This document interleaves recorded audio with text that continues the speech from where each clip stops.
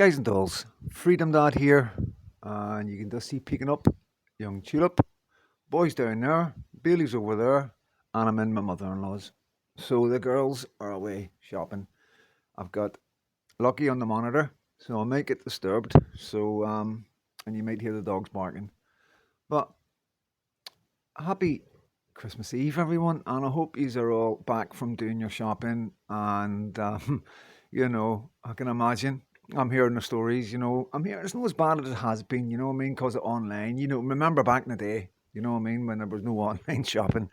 You know, us Generation X know exactly what it used to be like. But it used to be good. There was a difference one there. There was like there was a respected rush. People had more patience, I think. Maybe I'm wrong. Maybe it's just where I was and what I seen through my eyes. Maybe it was completely different to everybody else. But I just feel, growing up, the small memories I have of Christmas with my mum. I did say the other day about me not having any memories of Christmas and stuff like that, but I do remember my Christmases with my mum.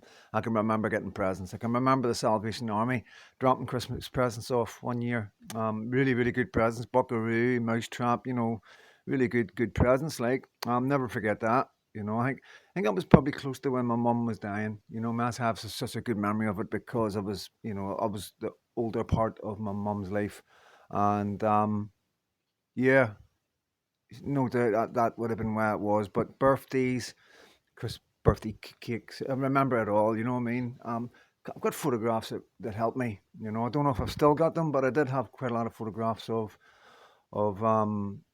my birthday parties and stuff. And I can definitely remember one birthday party. Like there was one of my friends I didn't like, but my mum invited him.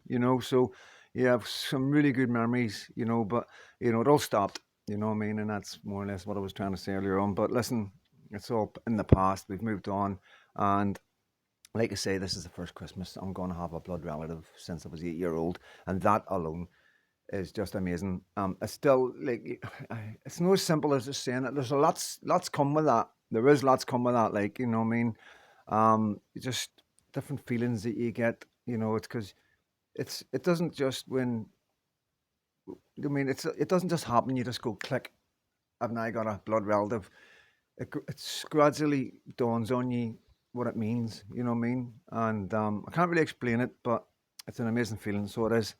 But no, I wanted to talk about the British Army today, guys. Because I know everybody's talking about Christmas and all that. Now I'll do a Christmas thing tomorrow. Like I'll be calm. I won't be doing live enough, but I will be doing. I'm more or less live. I don't edit. You know what I mean? Well, sometimes I have to edit if I say certain things. You know what I mean? If I'm too wound up or if I'm into something because like I say, I don't write nothing down. I never ever write anything down. And this is a problem I have. I should be writing things down. I should be taking note. You know what I mean? When I think of something, but I don't. So sometimes when I come online, I start talking about something.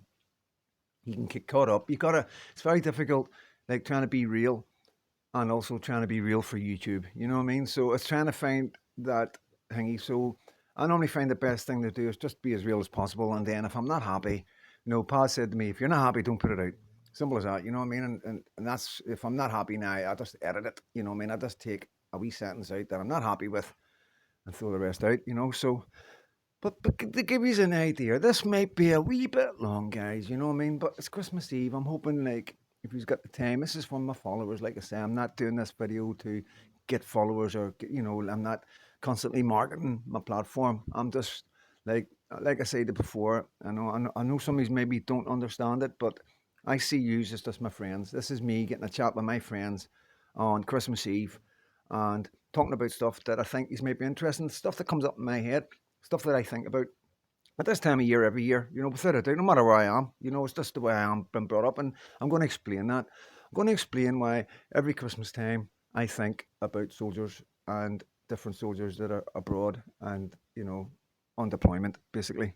And, because I've been there and that, like, I'm going to cover as well, like, because I was fostered when I was 16, just, I think maybe 15, 16. And I don't really touch much on it because, you know, there's a lot that boy, calm down. There's a lot to do with privacy. Tulip's still here, by the way, still sitting on my lap. It's a lot to do with privacy. I can't just come on here and just talk about people in my life, by name, So it's something I need to hang. But I'm going to do a video, because it needs. I personally need to, say thank you and stuff like that, and show appreciation, because um, I'm not the best at that in life, and it's a bad trait. I have a really bad trait, and you know, it's one of them ones. If I ever win the lottery, they'll know how much I love them. You know what I mean?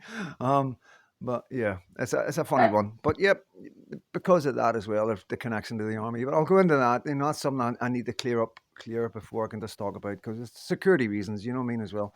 But growing up in South Belfast, so as you know, I lived in the bottom of the Donegal Road. That was the Donegal Road run out of the city centre. And at the bottom of the Donegal Road was a roundabout. And then as you went up round the roundabout, you went on to a wee road called Broadway where the Royal Victoria Hospital was on. You go up Broadway, it brings you onto the Falls Road. Now, the Falls Road, I'm quite sure most of you have heard. Just like the Shankill and the Protestant, the Falls and the Catholic is well known. If you go to Belfast to do a tour, you'll want to tour the Falls. You know what I mean? Personally, I think you'd be better in Ardoyne, Ballymurphy, places like that. You know what I mean? As far as terrorism goes, I think the Falls is commercialised. you know, but yeah, it's like very close. I lived very, very close to the most Republican area in Belfast. And so basically, long story short, they would come up through Broadway into Donegal Road and get into the city centre, plant a bomb, boom, get back, you know what I mean? But sometimes there was a roadblock. And as I've told you before, baby Lucky's making a wee noise.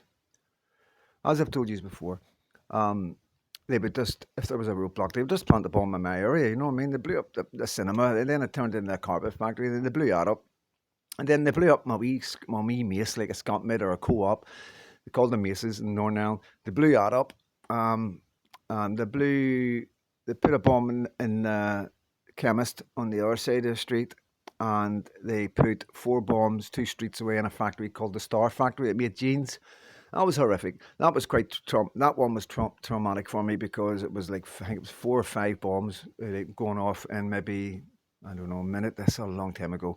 Maybe a minute interval in my head as I remember it, and that's all that matters really is what I felt at that time, and I felt it was every minute of whose explosion went off. And I have explained the explosion how they hit you in the chest before you actually hear it, and the speed of sound and everything. Things go up in the air before you hear the bang, and it's quite hard for the brain to work out what's going on.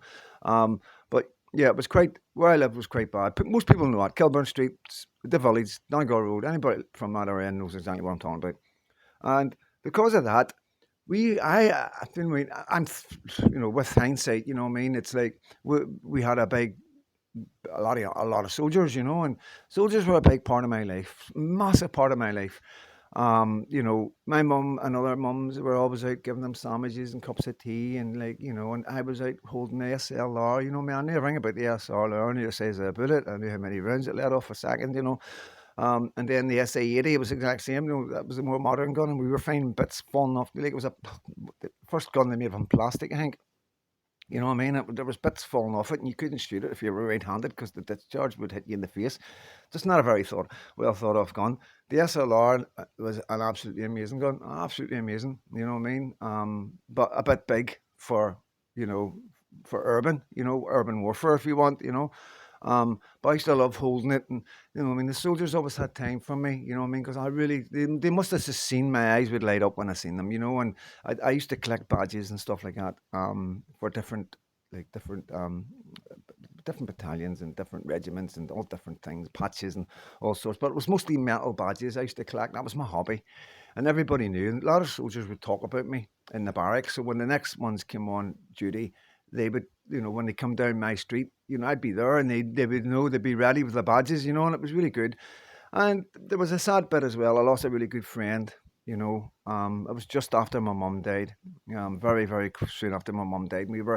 They used to have what we call a sarsen, what the Republicans would call a pig. And it was just like a tank without a turret and without the track. So it had 3 wheels or 4 wheels, just depending how big they were. But they were like tanks, big armoured vehicles. So when they used to park in the street and just, look out the wee slats and make sure everything was all right. And that's just what I was used to. So we used to play on them because they'd be inside and we'd be shooting through the slats at them and jumping on top and banging it and having a laugh and carry on. And I was called in for my dinner, and yeah, went in for my dinner and came out, and there was a big white sheet over it. So long story short, a young man called Mark went to the same school in Livingston Top, just lived in the corner. His mum and dad owned a wee shop in the village. And look, anybody that's watching this, my age, will know who I'm talking about. And he got caught in between the wheels, They didn't know he was there. They thought they'd shoot all the kids off. It was an accident, you know what I mean? I can remember his wee white coffin. I can remember the funeral, you know what I mean? I was about 8.5, 9 years old. So, yeah, there was good and there was bad, you know what I mean? Obviously. And, it was just like a part of my life that gave me purpose. It took, even though the army were there for such a bad reason, I wasn't living that bad reason. In my head, it was a good reason because I loved the army. I loved the soldiers. I loved the vehicles. I was a boy. I played soldiers. I had wee toy soldiers. Why wouldn't I not like real soldiers on the street with real guns? So, it wasn't hard to work out. You know what I mean? But I just took to it a wee bit more than most kids for some reason. And yeah, really, really hang it. And then, like, another long story short, I tried to get into the army. And I'd already got a firearms ban when I was 16, a lifetime firearms ban. And obviously, like, it was my first offence and everything. All right, it was an armed robbery, you know what I mean? But, I was young and, you know what I mean? And I was at that stage where I hadn't actually committed myself to any particular direction really in life. There was even me thinking about going and working on the boats at Port of Ogie, a wee fishing port in Northern Ireland. And, I really wanted to do that, you know what I mean? But my foster mum wouldn't sign the paper, the release. I had to get an adult to release it, and she wouldn't do it, which is fair enough. I'm glad she never. I would have probably even be here now, to be honest with you. It was that dangerous. But anyway, tried to get in the army, and the army were wanting me. The army, believe it or not, because of other things in my life, involvement with the army, right? I can't talk about right now, but I will do. I will definitely talk about it in my book or whatever format I bring my story. And yeah, we took the government to court basically, and I had a colonel and I had a couple of other people standing up speaking for me about my character and how much I would do well in the army. And probably I can't remember it all, but probably I went along the lines is like you'd probably end up going down the wrong road, and he's already they could see that I was heading down the wrong road, you know what I mean? And yeah, judge said no, So that was a big thing in my life that changed the thing. And there was a lot of anger came from that, because I really wanted to join the army. You can imagine how bad I wanted to be in the army, the way I was with the army. So yeah, that was a hard pill to swallow, even at a young age. You know what I mean? And yeah, a lot of anger came from that. And probably has a lot to do with the direction I went in. Because I was going to be in one army, one way or the other. You know what I mean? So yeah, and so basically, with I've just said about the army, I just feel like, I've, I can talk about the army. I've got a right to have an opinion about the army. You know what I mean? It's not like I'm just talking about anything and just grabbing a topic. I always like to talk about stuff I've lived. You know what I mean? Stuff I can explain in a way that you understand. And got to understand. I've got friends who have got guys in the army, their sons. I've got friends who's lost sons in the army in Iraq. I've got friends who lost sons in Afghanistan. I'm surrounded by guys who have relatives in the army. Not surrounded, but all my life I know people. Because I think a lot of people in Northern Ireland, a lot of young men, because of the unionism, the royalism, the staunch nationalism of being British, would drive a lot of young men into the army. And I think as well when the UDR was there, that would have been a big push, the Ulster Defence Regiment. A lot of young guys wanted to join that. But yeah, the problem I've got at the minute is, who is our army? You know, uh, like, who is our government? Who is running our country? And who would our army be fighting for? I think we've got to a stage where our soldiers aren't fighting for us anymore. And I'm able to say this with a lot of confidence because I've spoke to soldiers. I've actually got friends around here whose sons are actually in the army. There's one just coming out. And that's the common thread right now that I'm hearing, that they don't even think they're fighting for Britain anymore. They're feeling that they're fighting for others, for a wee while there was a lot of like feelings in the army that we were fighting America's battles, and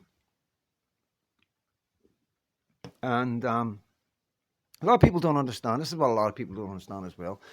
We're involved in quite a lot of stuff that you don't know about. And it's not that it's kept a secret. It's just it's not advertised. If you really need to know or really want to know, you can find out. There's no secrecy act or anything like that signed by any of these guys. They'll tell you where they are. Some of them have got official secrets act signed and stuff like that. But a lot of them haven't. They're just on deployment for one other thing or another. And you'd be quite surprised what we've got our fingers in around the world, and you'd be probably quite surprised how many British servicemen and women are deployed around the world right now, and I believe quite meaningless tasks that don't have any proper outcome. It seems to be serving a bigger purpose. And like I'm talking about, to be honest with you, the WEF. I'm talking about Davos. I'm talking about like the most richest men in the world. They seem to be, in my eyes, in complete control of most woke governments. Now, you know, I do have my I do have my reservations about Trump. I'll be honest with you. Like, I find it hard. I find it hard. So I do to get my head around the fact that he would go against these people. When I'm talking about these people, I'm talking about the richest men in the world. I'm talking about the richest men in the world. I'm talking about the people that own the big banks, not bankers. I'm talking about the people that own the bankers. I'm talking about the people that own the corporations that own all the things that you eat and drink, like Coca Cola, Mars, Cadbury, all the rest of it. You know what I mean? Um, it's all one cabal. You know what I mean? It's like you just got to think logically about it. Imagine if you were the richest person in the world. You know what I mean? You'd only have the richest people in the world around you, and you would work together. I keep saying to you, the biggest threat to the richest people in the world is us, and that's why we keep getting kept down. That's why they keep putting stuff in. They're giving us all these numbers and things that are creating them. We've got kids coming out with all sorts of stuff going on right now. This is my opinion. This is for educational and entertainment purposes only. Do not take anything I say as medical or advice. It's just my opinion. That's all it is. And I believe that the reason why a lot of our children today have got so many different things wrong with them, in the last 20 years, is because of the explosion of stuff that they're putting in the food to make it last longer. To stop it going off. You know what I mean? And now we know what they're putting in the cows to stop them farting. This should give these guys a heads up of how serious things are getting. We've got the richest people in the world putting chemicals into our animals to stop them farting. When we've got oil fires around the world, we've got oil rigs, we've got oil pipes, we've got all sorts of disasters and that are destroying the eco, and they're going on about cows farting. So it's ridiculous. That really is ridiculous. But this is what people with all the money in the world do, and they don't care about us because they won't be drinking that milk. They won't be eating that meat. Yeah, you can rest assured they will not be eating anything that isn't grown organically, or bred organically. And that's the truth of it. The only reason that we are getting all these chemicals put into our food is simply to preserve it so they make more money, so they can transport it across the world. They get here without it going off and still giving it a 5 or 6 day shelf life. Profit, profit, profit, you know. And you got to understand, like, if you're not drinking the water, you don't care if it's poisoned. You just don't care. Um, and to go along with that, I mean, they've got they've got the armies. They've got the armies of the world. NATO. It's like me when I was a wee boy, lying on my bed with my green soldiers and my grey soldiers, my British and my Germans. Easy, it's okay. And I would like have like my blankets would be the mountains and hills, and like I'm having war games, and that's what I feel like these guys are doing. And I'm really really concerned, that our young guys now are joining the army and going away to fight for this country. And every time they go away and come back, it's going to have changed a little, and it's not changing for the good. I can sit here quite confidently and say, irregular immigration is not working. Like Tommy Robinson says, it's like mixing oil and water. It's like, I sit here every day, like, just begging, praying for it to stop because I can see, you guys, if you think it's bad now, what's it going to be like in 20 years when there's another generation, you know? And you've seen the video I brought, that fine Muslim woman, and, you know, you see the radicalization in the children already. It's getting brought. Evidence is there. We're lucky we're finding this out. We're lucky we've got people like her that'll tell us these things.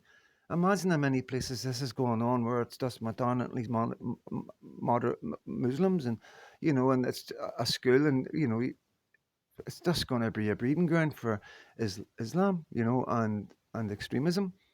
And like, there's a song, a lot of Protestants, loyalists in Northern Ireland, there's a song that we sing. I'm not going to go into it or nothing like that, but basically it's a song about the Ulster Volunteer Force and getting sent to the Somme, you know, and dying in the Somme, and coming back to Northern Ireland and finding that the 9 counties that they had gone down to 6, and it's a quite powerful part in the song, when you the way it's said, and I don't know about copyrights and all that, what I mean. So I'm just going to keep myself right, and plus I don't want to offend anybody, you know what I mean, as well. Got to keep it pretty thingy, you know what I mean. But it's quite a powerful wee song, so it is, right? And yeah, that's what it feels like as well. With England, I feel every time our guys go away deployment, they come back and there's another bit of ground gone. And that is what it feels like. There's places now in England where I couldn't walk. I'd need to be careful because of these videos. I certainly wouldn't let my girlfriend walk through it. And that's just the way it is. You know what I mean? My girlfriend likes to show a bit of arm and a bit of leg. Like what we are used to. You know what I mean? Like, this is the Western world. This is how our women behave. It's just life that we know. You know what I mean? We were brought up with page 3 in the sun until other women decided that these women couldn't do it any longer. In this democratic, equal society that we've now become. Wokeness. And basically that's what's happened. All the women decided that these women couldn't earn a living by showing their breasts, and a page 3, you know, call me old fashioned. I don't find nothing wrong with that.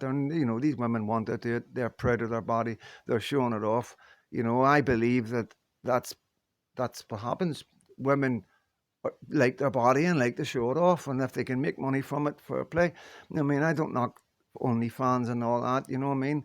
I always advise anybody thinking to do it, think about the long term thing when you're with kids later on in life, and guys and other boys are telling your kids what you've done in the past. That is the big problem I see with it. But as far as like, it's everybody's freedom to do what they want, as long as you're not hurting anybody else. I've always said that, as long as you're not ripping anybody off or trying to con men, like trying to con money out of men and all that, then good luck to you.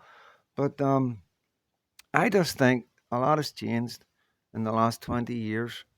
And, I've been a royalist and a Brit all my life. And, these things, I'm starting to question these beliefs now. I'm starting to question, what is Britain? What does it mean to be British? You know what I mean? And then I start looking outside of Britain and seeing what other people are saying, like outsiders, foreigners, what they think it means to be British. And you have people like France joking that Britain's going to be the first Muslim country with nuclear weapons. And there's other things I'm not going to go into. It's being said, and it's not nice to see a country that I've grown up in, like being like seeing the army so strong, so strong young men. Like, I'm talking like 17, 18, 19 is how old these men were that were in Northern Ireland, and I just feel like these guys, we're not going to get them guys anymore, because the real men today can see what's happening in the country, and I certainly wouldn't go and fight for this country right now just because we're spending 1.5 billion a month at least on benefits for people that are coming into this country. Um, you know, our loved ones aren't getting doctor's appointments or hospital appointments as quick as they should. People are dying because they're on waiting lists and they don't have the time to wait. There's so many changes that's happened in this country. that's making it less British and less British and less British every year.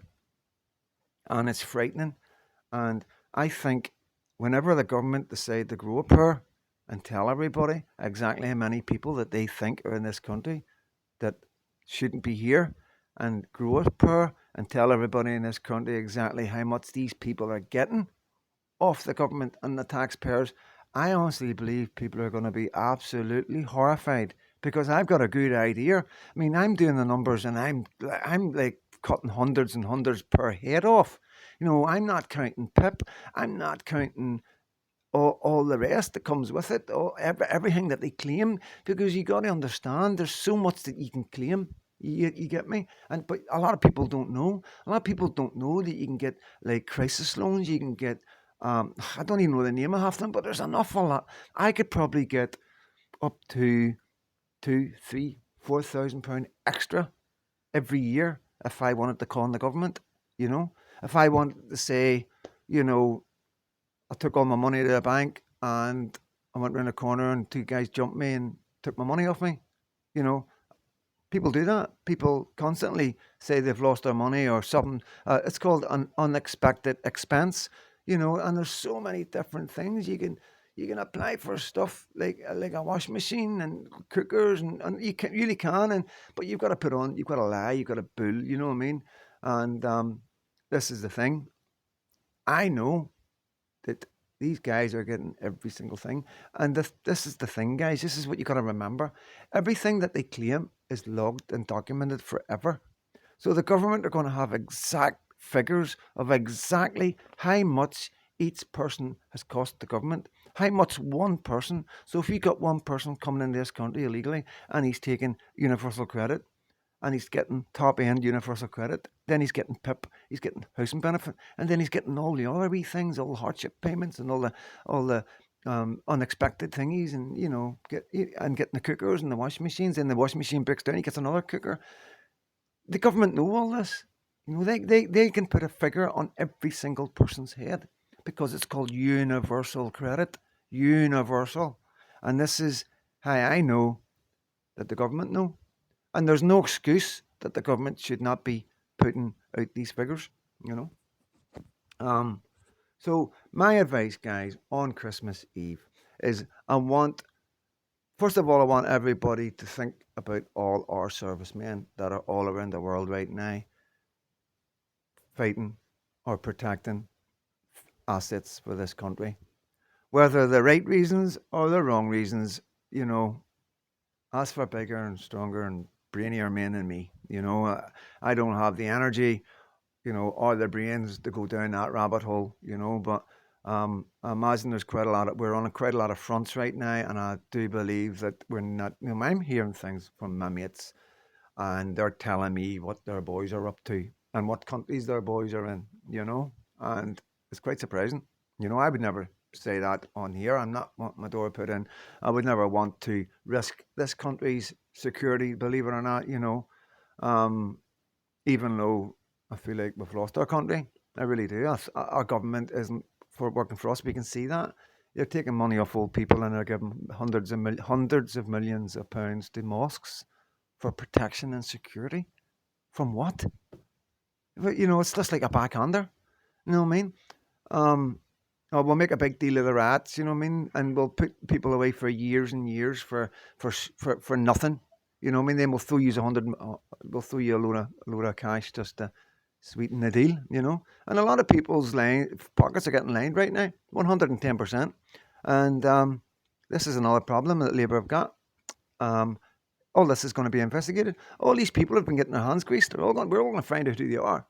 There's going to be big, in-depth investigations. There's going to be compensation. This is what my message to the Labour government would be this: enjoy what you can, because we're coming for you. What you have done to this country is unforgivable, and we are going to go through every single expense that you've given out to every single person that shouldn't have got it in this country, and people are going to be held accountable. And some way we're going to get the money back from the mosques, right? Some way we're going to get the money back from Ukraine, whether it's whatever way, trade or whatever, Whatever you have give out, without our agreement, with our taxpayers' money, people that are working hard, taking money off our old to give to everybody Syria, we're going to get it all back. And we're going to give compensation. When we get that money back, we're going to give it to the people that you put in prison and their families, And that's what's going to happen. I'm fucking telling you now, that's what's going to happen. If reform get in and they don't do it, then we're going to come onto the streets and demand that gets done, because that's crimes that's been committed against the taxpayers, the civilians of this country, the old, the vulnerable have all suffered because we haven't got enough money. I'm sitting with a kitchen with one unit in a 3-bedroom house. I've 3 units I lost because we don't have the money. 4 years I waited for them to put the kitchen in because they don't have the money. You know, hospital, going through the pregnancy, nightmare, no beds, not enough doctors, people in civilian clothes coming out and apologising to a room full of pregnant women. It's been there for hours. We're sorry, but there's no doctors. This is eyewitness. I've seen it. My mum, my mother-in-law, my wife was there. My girlfriend was there. And yeah. And in that waiting room was 3 um, Muslim families or Middle Eastern families and 4 African families, which one was taking up 3 seats, and that was quite frustrating. There was a young Scottish 18-year-old girl that'd been there for 8 hours. 8 hours. And I'm not saying that these people don't need care, but what I'm saying is that we can see how we can't cope. We cannot cope, but they're still bringing them in. They're still letting them come in the boats. They're still saying we can't deport them, My advice, this is what I would say to everybody now, I think there's enough young men, fighting needs men in this country now, that can join our army. I don't think the British need to join the army anymore. And that's what my advice would be to people and your loved ones. If you don't think that this country is worth fighting for, that's your opinion. If you don't feel that your loved ones should be going and fighting for this country right now, that's totally your opinion. But, that's how I feel. But I also feel that because of the people that's come into this country is causing the problems, that there's problems through sex crimes, knife crimes, acid attacks, NHS under pressure, mental health under pressure, councils all struggling, you know what I mean? You can see we've got the worst Christmas trees ever. The one on my local Christmas tree, they've just 3 lines of lights on it, just 3, and they're not even, it looks absolutely terrible, and this is all because of money. There's cutbacks everywhere, and it's all because of money, because we don't have the money, because we're giving billions and billions and billions, and it's probably in the trillions now, away to other countries and to people from other countries. And I can assure you right now, I imagine, and it's my opinion, we're probably giving more to people from different countries and other countries that we are to our own vulnerable right now. And when you turn round and all yous Labour Party, every one of yous all stand with the waspy women and say, yes, we're going to fight for you, so you got their votes. And then when you get in, you then say no, that's a crime. That's a crime. That is called fraud. You defrauded the British public to get into power, and you lied. That's defrauding. That's political fraud. I don't know if that's what we can do, but I honestly believe in this democratic country, I don't understand how we can't hold them. There's enough evidence now where they lied. They've told the British people lied, and I think it's the worst lie in the world. I think there's not a lie worse in this world. This is deceiving the public, the British government, the government who we look up to, who we voted in, who we rely to look after us, not others.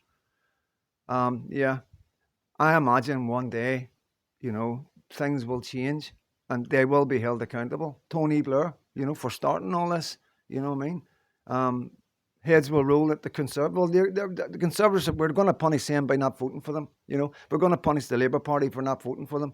They'll never get in again. They'll never probably be in power again in this country. Without that, I know that for a fact. My daughter's going to look back and go, "Wow, Dad, you called that like." They'll never going to. Once they're gone we're going to make sure they never get anywhere near power. We're going to keep an eye on them as long as they're in this country. What they've done to this country is unforgivable, guys. Unforgivable, And I just want people to know, any people out there, what I'm hearing from people on the street, other patriots and different WhatsApp groups and all the rest of it, and Reform, UKIP, ADF, SDP are all saying the exact same thing. There's one route and one route only, and the Labour and the Conservatives are not on that route. They're going back the way we're going forward, and this country is going to get fixed one way or the other. And democracy is going to be our the tool of choice. You know what I mean? We will. There's no two ways about it. What the people want, the people will get. No more wokeness. No, I've never understood why the smallest groups in this country have the loudest voices. And I'm going to get my head around that. But we're seeing the repercussions. We're seeing what we get. This is what you get. This is what you get for being woke. This is what you get for having a month for LGBTQ on all the rest of it. This is what you get for letting women go in men's prisons. This is what you get for letting men go in the women's toilets. This is what you get for teaching our children sex educations at 6 and 7 years old. You know what I mean? Sexualizing books in our schools, letting kids know that it's okay to behave in a homosexual way. Not putting thoughts and ideas in the young children's minds. This is what you get. This is what you get. People are awake because you were woke. It's as simple as that. And this is why I keep saying, these guys have a good Christmas. I promise you, have a good Christmas. Labour are going like that, straight down, head nose down into the ground. I don't even think they're going to make it for 4 years. I really don't. I honestly believe that there's crimes being committed by these characters. I honestly believe that they don't have any of our interests. The only interest they have is the WEF. They are run by Davos. They are controlled by the richest people in the world. And whatever they've got on Starmer, this is why he's behaving like this. And that's another rabbit hole we're going to go down. And we are going to find out what's going on with Starmer and Jimmy Savile and all the rest of it, Prince Andrew and everything. We're going to find out what's going on at the very top of this country with what all the rumours are. We've got to get the truth, just like all the rumours with Jimmy Savile, just like all the rumours with the paedophile rings in Parliament in the 70s and 80s. More rumours. There's always rumours, but they always seem to be true. But they're so crazy and far out there, nobody believes them at the time. It's not until these people are dying or dead that people go, "Oh, you were right." It's not happening this time. It's not happening this time, guys. The ultimate crimes from committed in this country, we've had a Trojan horse, and that was the Labour government. And there's no two ways about it. And my advice to everybody, tell your loved ones if they're in the army, tell them to get out of the army, because you're no fighting for Britain. They're no fighting for you. They're no fighting for your loved ones. And like I say, we've got enough young fighting age men that came to this country and they can show their appreciation by joining our army and fighting our battles. I'm Freedom Dad, and I love you all. I love you guys all so much. I love the fact that you sit and watch my videos, and I hope I give you a wee bit of, I don't know. I like to think that I'm letting you know that, don't give up hope. Don't be sitting there going, fucking hell, man, our country's gone. You know what I mean? Look what's happening in some parts of England. Please don't give up hope, right? Sometimes in life, you've got to go through these things. You really do, And please believe me, it could have been so much different. Labour government could have been so much shrewder. If they had been more clever, if the world leaders had been on the ball more, because they've been too worried about Trump getting voted in and the Ukraine and what's going on with China. Believe you me, all the stuff that's going on in the skies, these richest men in the world are worrying right now, and they've dropped the ball. So they have with Starmer. And his little puppies running about lost, And I imagine UKIP, Reform, or both UKIP and Reform are going to leash that puppy and get him to heal. No two ways about it. Listen, guys, all my love, I'm going to bring a wee video tomorrow for you, obviously on Christmas Day. I wouldn't miss that because these are 100% a big part of my life. YouTube, this platform's a big part of my life. Your comments, the interaction with you is all a big part of my life, you know what I mean? And further emails, swap phone numbers, speak to people, and made some really good friends. And it's amazing, absolutely amazing. And yous are amazing. Yous really are. You know what I mean? I know you how amazing yous are because yous are watching me. Yous believe me. Yous trusted me, and that's how I know. You know what I mean? A lot of people in my life that don't trust me or think I'm too nice. You know what I mean? Oh, he's too nice. That's their loss. I always look at it and think, oh well, these kind of people they're just because they've been hurt. They've probably been hurt, and it's probably been somebody that Mr. Nice Guy. I don't know what to say about that. There is people like that out there, So I appreciate the fact that you have taken the time to get to know me and see me who the real person, not the person that's on paper, not the person that the government and the police and on the papers and all that want to make me to be. Yes, I've done bad things, but I'm not a bad person. And tomorrow, Christmas, obviously, it's going to have a Christian theme, obviously, and I'm going to tell you in advance if you aren't in that kind of thing, then I'll catch you Boxing Day, But yeah, thanks you so much. Looking forward to the new year. Get the Christmas tree with presents. Everything's brilliant. You know what I mean? We lucky starting to stir. So perfect timing. I'm going to go up there and see if we're nappy needs chains. Get our bottle ready, and yeah, wait for the girls to come home from their last minute shopping, all stressed out. Make them a cup of coffee, get their feet up, as you do. So listen, have a good Christmas. If you're on your own, send me a wee message. You know what I mean? My email is simple. My email is really, really simple. freedomdad73 at gmail.com. If anybody wants to send me a wee message, you want to have if you're on your own at Christmas time, you're one of my followers, I have a chat with you in the comments and all that, or if I don't have a chat with you in the comments and you want to get a wee chat, I will give you a wee phone tomorrow, 110%, if you send me your number through an email. Okay, so it's Sparky, it's no, it's freedomdad73 at gmail.com. But if you've still got the Sparky Dad at Gmail, you can email that one. But freedomdad73 at gmail.com. And I'll get, depend, how many, I have got a few phone calls to make. So 5, 10 minutes just to wish you Merry Christmas, see how you're getting on. And if anything you want to talk about or ask me, not a problem. So listen, guys, all my love. And as usual, God bless every single one of you.